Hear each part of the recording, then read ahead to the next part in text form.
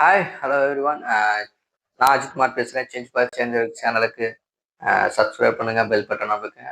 இன்னைக்கும் நம்ம அறிவியல் சார்ந்த விஷயங்களில் சின்ன விஷயம். இன்னைக்கு ஒரு விஷயத்தை பற்றி நம்ம பார்க்க போகிறோம். வாங்க தொடர்ந்து இணைந்திருங்கள். பார்க்கலாம் வாங்க. Let's go.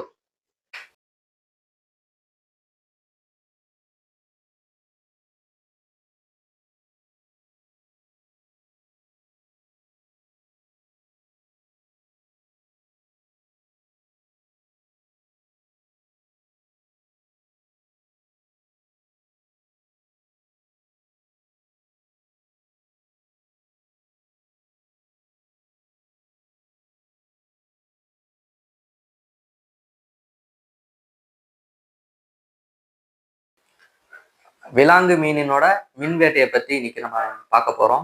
நம்ம காடுகளில் வந்து பொதுவாக வேட்டைகள்னாலே புலி வேட்டை, சிங்க வேட்டை, இதை பற்றி நம்ம நிறைய கேள்விப்பட்டிருப்போம். ஆனால் அதனோட கடலுக்குள்ளே இருக்கக்கூடிய அந்த மின் வேட்டை, அப்படி மின் வேட்டை என்ன அப்படின்னு நம்ம கேள்விப்பட்டிருப்போமா? இல்லை, சத்தியமா கேள்விப்பட்டிருக்க மாட்டோம். கடலில் வாழக்கூடிய ஒரு விலாங்கு மீன் ஒன்று இருக்கு. மின்சாரத்தை பாய்ச்சக்கூடிய தனது மின்சாரத்தை பாய்ச்சி தன்னை இறையை வந்து பிடிச்சு உண்ணக்கூடிய ஒரு மீன் வகையை பற்றி தான் பேச போகிறோம். உண்மையிலே அது உருவாக்கக்கூடிய அந்த மின்னழுத்தம், அந்த வோல்டேஜ்னு சொல்லக்கூடிய அந்த 700 வோல்டேஜுக்கு மேலே இவ்வளோ அதிக மின்னழுத்தத்தை வந்து இறை மீதை வந்து செலுத்தி அதை செயலுக்க வச்சிரும், அப்படி இல்லைன்னா அதை கொன்றும். அந்த அளவுக்கு அதை வோல்டேஜை பாஸ் பண்ணி ஒரு பரிசோதனை கூடத்தில் கூட இவ்வளவு அதிக நேர் மின்னழுத்தத்தை வந்து உருவாக்குறது என்பது ரொம்ப ஒரு கடினமான விஷயம். ஆனா பரிணாம வளர்ச்சி இந்த மீனுக்கு இப்படி ஒரு வசதியை வந்து தந்திருக்கு அப்படின்றத நம்ம உயிரியல் பரிணாம வளர்ச்சின்ற உயிரியலனோட கோட்பாடு அடிப்பில் இதை பற்றி பேசுகிறோம்.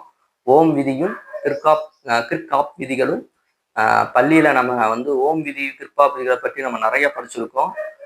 ஒரு மின்சுற்றில பாயும் மின்னோட்டம், மின்தடை, மின்னழுத்தம் ஆகிய மூன்றுக்கும் இடையே உள்ள அந்த தொடர்பை வந்து ஓம் விதி வந்து விவரிச்சிருக்கும். டீட்டெயில்ஸாக நமக்கு கொடுத்துருப்பாங்க. நிறைய மின்கலங்கள், மின்தடைகள் உள்ள மின்சுற்றில் உள்ள மின்சாரத்திற்கும் மின் அழுத்தத்திற்கும் உள்ள தொடர்பை வந்து கிர்பாப் விதிகள் வந்து நமக்கு நல்ல டெஃபினேஷன் கொடுக்குது. எலக்ட்ரிக் ஈல் மீன்கள் எவ்வாறு இவ்வளவு அதிகமாக மின்னழுத்தத்தை வந்து உருவாக்குகின்றன என்கிற ஒரு புரிதல் வந்து இந்த 2 விதிகளும் ஒரு உதவுது அப்படின்னு நம்ம உண்மையிலே எடுத்துக்கலாம். எப்படி உருவாகுது அப்படின்னு பார்த்தோம் அப்படின்னா, மின்னழுத்தம் வந்து 2 மின்கலங்கள் வந்து தொடர் இணைப்புல வந்து இணைச்சோம் அப்படின்னா மின்னழுத்தம் வந்து அதிகமாகும். 2 மின்கலங்கள் வந்து பக்க இணைப்புல நம்ம இணைச்சோம் அப்படின்னா அது கொடுக்கும் மின்னோட்டம் என்பது அதிகமாகும். ஆனால் மின்னழுத்தம் மாறவே மாறாது. மின்னோட்டம் நமக்கு தேவை, நமக்கு பட்டுச்சு அப்படின்னா பக்க இணைப்பில் வந்து மின்சுற்றும் வந்து என்ன ஆகும், அமையும்.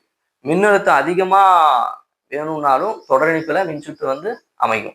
ஆனால் மின்னழுத்தமும் அதிகம் வேண்டும், அப்புறம் மின்னோட்டமும் அதிகமா வேணும் நம்ம நினைச்சோம் அப்படின்னா ஒரே நேரத்துல தொடர் இணைப்பும் பக்க இணைப்பும் உள்ள ஒரு மின்சுற்றை வந்து நம்ம அமைக்கணும்.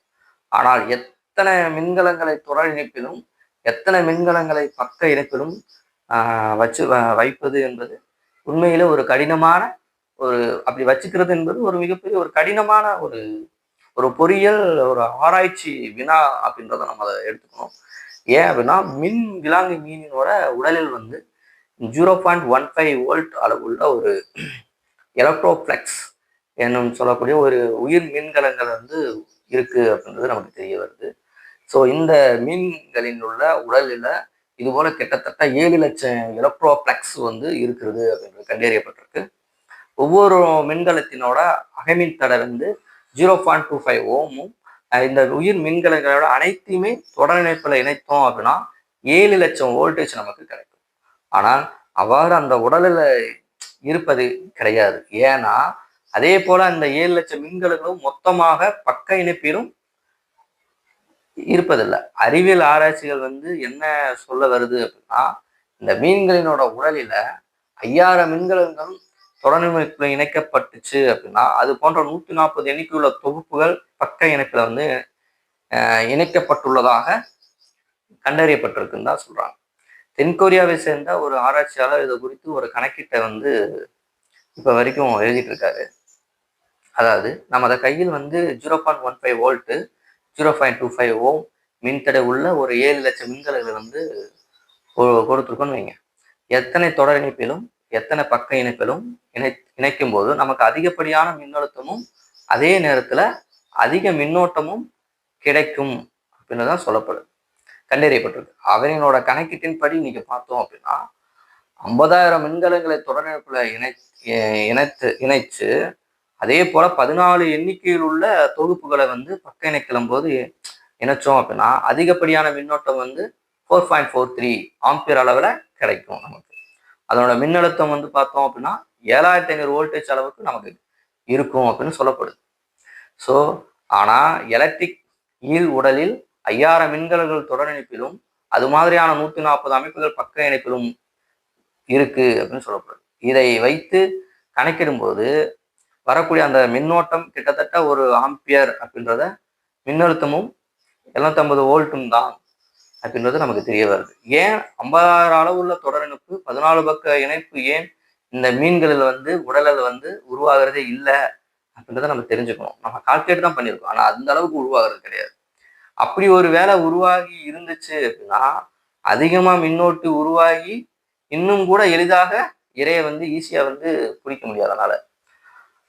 ஆனா பரிணாம வளர்ச்சி ஏன் வந்து 50,000 அளவுள்ள ஒரு தொடர் இணைப்பை தான் நமக்கு 140 பக்க இணைப்பு அமைப்பு வந்து தேர்ந்தெடுத்திருக்கு அப்படின்றத ஒரு தொடர்ந்து ஆராய்ச்சிகள் வந்து இது விஷயமா வந்து தொடர்ந்து நடந்து கொண்டுட்டே இருக்கு. ஸோ ஒருவேளை முந்தைய தொடர் இணைப்பு பக்க இணைப்பு தேர்ந்தெடுப்பதில் உருவாகக்கூடிய மின்னோட்டம் வந்து அதன் உடல் பாகங்களால் தாங்கக்கூடிய அளவுக்கு இருந்திருக்கலாம் அப்படின்னு சொல்லப்படுது அறிவியல் காரணங்கள். ஸோ அதுபோல கடல் நீரினோட மின்தடையும் இதை தீர்மானிக்கும் காரணியாக இருந்திருக்கலாம் என்ற அடிப்படையிலும் சொல்லப்படுது. ஏதோ எப்படியோ எலக்ட்ரிக் ஈல் தன்னுக்குள்ள வந்து இருக்கும் ஒரு 7 லட்சம் மின்கலன்களை பரிணாமத்தின் துணை கொண்டு ஒரு திறன் வாய்ந்த மின் பொறியியல் அமைப்பை வந்து உருவாக்கி இருக்கு என்பதுல வந்து எந்த ஒரு சந்தேகமே கிடையாது. ஸோ நம்ம எவ்வளவோ வேட்டைகளை பத்தி பார்த்துருக்கோம். கடலுக்குள்ள வாழக்கூடிய மீன்கள், அந்த சொல்லக்கூடிய அந்த விலாங்கு மீனின்ல உடல்ல நடக்கக்கூடிய அந்த எலக்ட்ரிக் பத்தி இன்னைக்கு நல்ல அறிவியல் பூர்வமாக அதை பத்தி இன்னைக்கு பேசியிருக்கோம். உங்களுக்கு நான் பேசுனதுன்னு உங்களுக்கு நல்லா புரிஞ்சிருக்கும் நான் நம்புறேன். தொடர்ந்து இணைந்திருங்கள்.